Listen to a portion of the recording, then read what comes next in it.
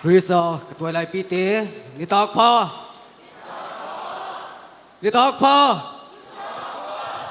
tau pa hoy nate ziaka program Miguel bangbang te zang the I manana ibiak pathian tunga ki pa thu igen masahi la tung to na pathian biak khom na inei dinga kidam lo hialina lungsim ki hong takena pathian phat khom ina biak khom le china katuai lai pi te kon ngin masa hi masa pe ni na tuai lai te kon chini nga Chris le sap tuam din chinon dong ding wa tuai lai te kon chinon ding nga Chris nung zui bol din chinong don di wa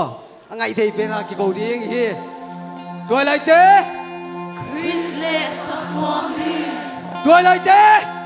Chris nung zui bol din Pathian bin dupi na di ni bekin ting di ni kingi na hi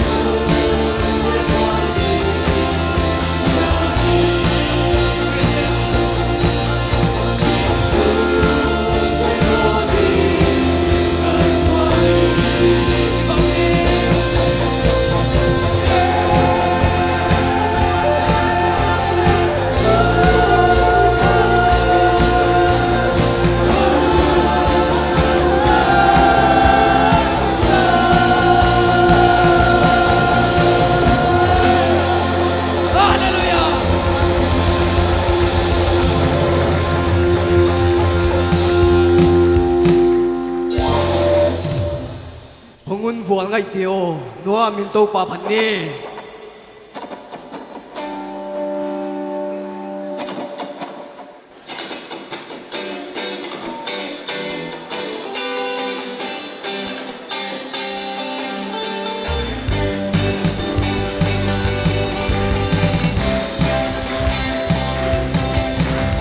Hãy subscribe cho kênh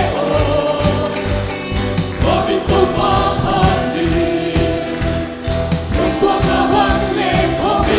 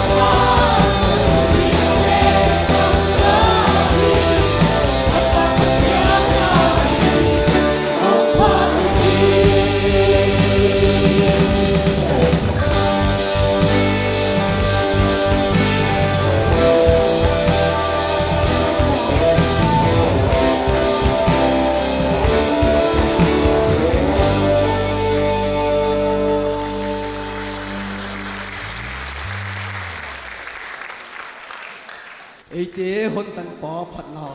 la hin sa khom lai ding a o pau sang tam pin la sa ding ke hon tan pa phat na